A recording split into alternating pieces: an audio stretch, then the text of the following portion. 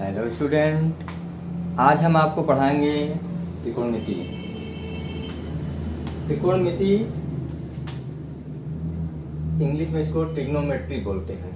तो सबसे पहले जान लीजिए त्रिकोणमिति का मतलब क्या होता है। त्रिकोणमिति का अगर संधि विच्छेद किया जाए तो इसका अर्थ निकलेगा त्रिकोण धन मिति। त्रिकोण अर्थात तीन कोण अर्थात त्रिभुज, मिति माने माप। तो त्रिकोणमिति का अर्थ हुआ त्रिभुज की माप।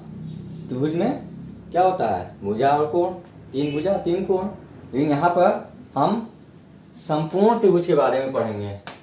समकोण त्रिभुज, एक त्रिभुज मान लीजिए ये है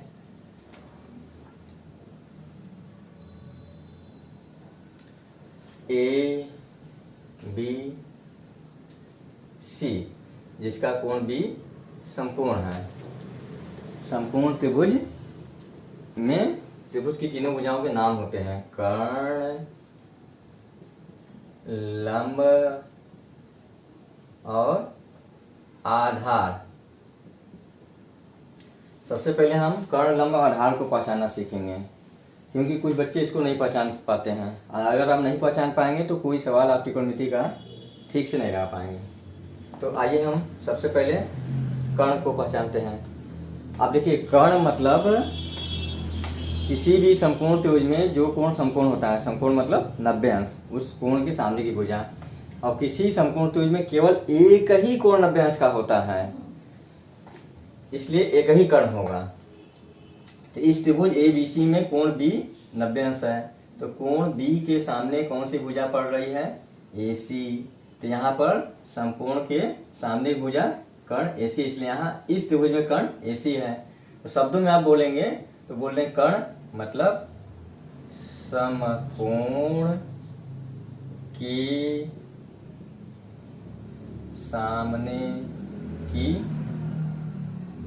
भुजा। कर्ण मतलब समकोण के सामने की भुजा, ठीक है। किसी त्रिभुज में एक ही कोण 90 अंश का होता है, इसलिए एक ही कर्ण होगा। इस त्रिभुज में कोण B समकोण है, कोण B के सामने भुजा AC है, इसलिए यहाँ पर इस त्रिभुज में कर्ण AC होगा। शब्दों में बस इतना आप याद रखिए, कर्ण का मतलब समकोण के सामने की भुजा। और लंब, अब आइए लंब। किसी भी समकोण त्रिभुज में जानते हैं दो न्यून कोण होते हैं। किसी भी समकोण त्रिभुज में दो न्यून कोण होते हैं। एक कोण 90 हो गया तो बाकी 90 बचा, उसी में दोनों न्यून कोण होंगे। एक कोण यहाँ पर A न्यून कोण है, एक कोण C न्यून कोण है। तो यहाँ पर लंब का मतलब न्यून कोण के सामने की भुजा। तो यहाँ पर अगर कोण C को लेते हैं न्यून कोण, तो लंब क्या होगा, AB। कोण C के लिए लंब क्या होगा, AB। और अगर कोण A को लेते हैं, इस कोण A को, तो A के सामने भुजा क्या है, BC। मतलब कोण A के लिए लंब क्या हो जाएगा, BC। ठीक, तो सीधे स्पष्ट हो गया कि लंब मतलब न्यून कोण के सामने की भुजा। किसी समकोण त्रिभुज में न्यून कोण के सामने की भुजा लंब होती है। ठीक, ये याद रखिएगा। इस त्रिभुज में अगर कोण C को अब न्यून कोण लेते हैं तो लंब क्या होगा, AB। और कोण A को लेते हैं तो लंब क्या होगा, BC होगा। आधार, अब जो बच गया शेष तीसरी भुजा, शेष तीसरी भुजा, ठीक है। अब समकोण त्रिभुज में जान लीजिए कि एक प्रमेय भी लागू होता है, जिसे हम कहते हैं पाइथागोरस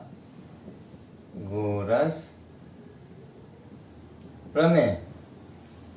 पाइथागोरस प्रमेय है कि कर्ण का वर्ग बराबर लंब का वर्ग धन आधार का वर्ग। किसी भी समकोण त्रिभुज में कर्ण का वर्ग बराबर लंब का वर्ग धन आधार का वर्ग। और कर्ण के अलावा अगर कोई अन्य भुजा लंब या आधार निकालना हो तो उसको कर्ण के वर्ग में से शेष भुजा को घटा देते हैं। और आज हम अब देखते हैं त्रिकोणमितीय अनुपात।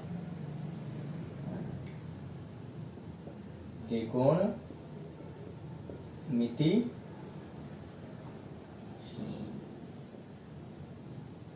अनुपात। कुल 6 त्रिकोणमितीय अनुपात होते हैं, ये आपको हमेशा याद रखना पड़ेगा। और अगर त्रिकोणमितीय आपको पढ़ना है तो एक होता है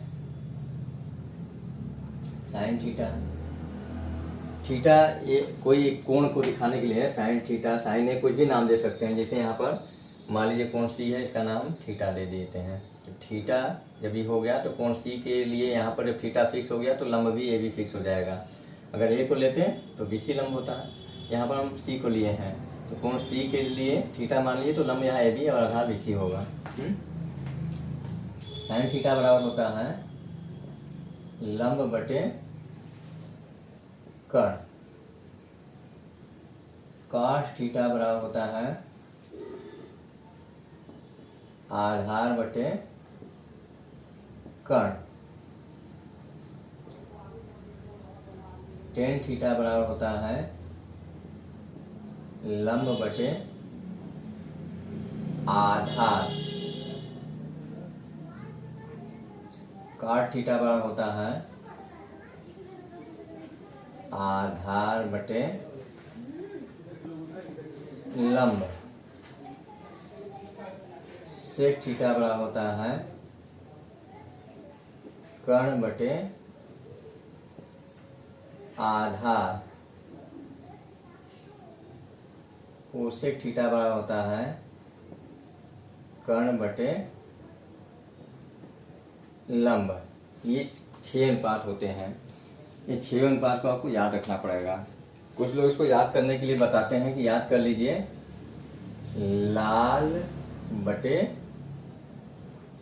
कक्का, लाल बटे कक्का। यहाँ पर L का मतलब होता है लंब, A माने आधार, K का मतलब कर्ण।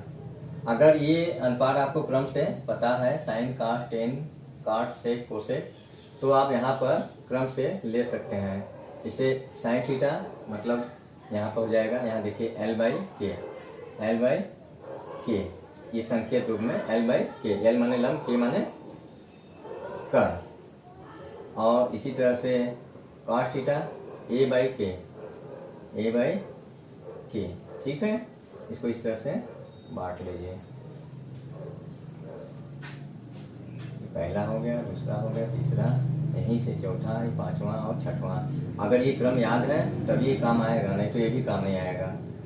तो यहाँ पर देख रहे हैं साइन थीटा L बाई के, कॉस थीटा A बाई के, और टेन थीटा बराबर हो जाएगा L by A.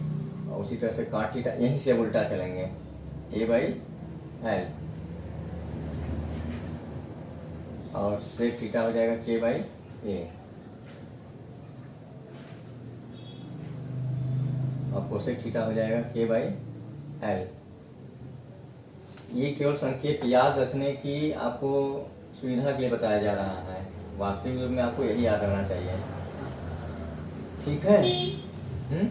Sine theta लंब बटे कर्ण, कॉस थीटा आधार बटे कर्ण, टेन थीटा लंब बटे आधार, कॉट थीटा आधार बटे लंब, सेक थीटा कर्ण बटे आधार, कोसेक थीटा कर्ण बटे लंब। कुछ भी हो, ये 6 अनुपात आपको याद होना चाहिए। साइन थीटा बराबर लंब बटे कर्ण, कॉस थीटा आधार बटे कर्ण, टेन थीटा लंब बटे आधार, कॉट थीटा आधार बटे लंब, और सेक थीटा कर्ण बटे आधार, और कोसेक थीटा कर्ण बटे लंब। ठीक, ये 6 अनुपात हो गया। और ध्यान से देखेंगे तो आपको पता चलेगा कि टेन और कॉट ये दोनों जो हैं, टेन और कॉट ये दोनों एक दूसरे के व्युत्क्रम हैं। टेन और कॉट दोनों क्या एक दूसरे के व्युत्क्रम हैं। ठीक, लंब बटे आधार, आधार लंब व्युत्क्रम मतलब जब उसका अपोजिट। और कास और सेक भी एक दूसरे का व्युत्क्रम है। ध्यान से देखिए, आधार बटे कर्ण है, ये कर्ण बटे आधार हो गया। और साइन और कोसेक भी एक दूसरे का व्युत्क्रम है। देखिए, लंब बटे कर्ण है, कर्ण बटे लंब हो गया। मतलब कि अगर ऊपर वाला 3 याद है तो नीचे वाला 3 पलट के अपने आप याद रख सकते हैं। बशर्ते आपको याद होना चाहिए कि टेन का व्युत्क्रम कॉट और कास का सेक, साइन का कोसेक। आइए व्युत्क्रम कोणों के त्रिकोणमितीय अनुपात भी लिख देते हैं। व्युत्क्रम कोणों के त्रिकोणमितीय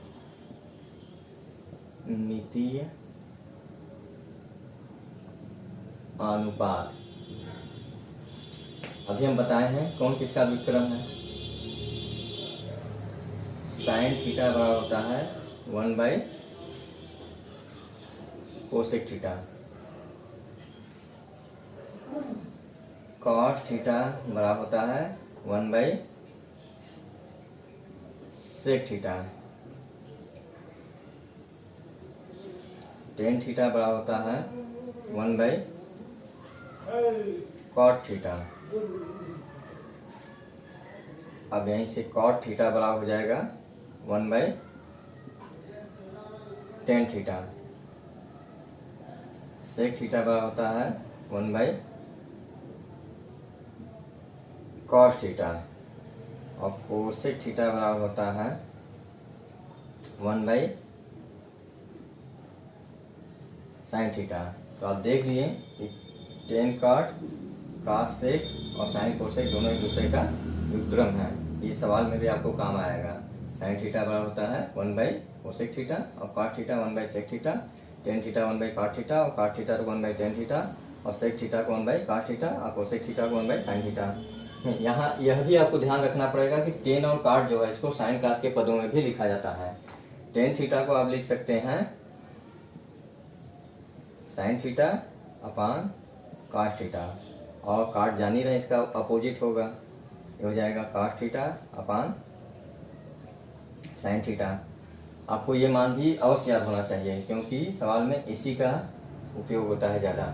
ठीक है, तो ये जरा समझ लीजिए कि हो गया व्युत्क्रम कोणों के त्रिकोणमितीय अनुपात। ये समझिए आज आपको हम त्रिकोणमिति का परिचय बता रहे हैं। कैसे समझ जाइए क्या है त्रिकोणमिति का परिचय, क्योंकि कोई भी त्रिकोणमिति जानने से पहले आपको ये 6 त्रिकोणमितीय अनुपात, व्युत्क्रम कोणों के त्रिकोणमितीय अनुपात और साथ में ये कर्ण लंब आधार भी पहचानने आना चाहिए।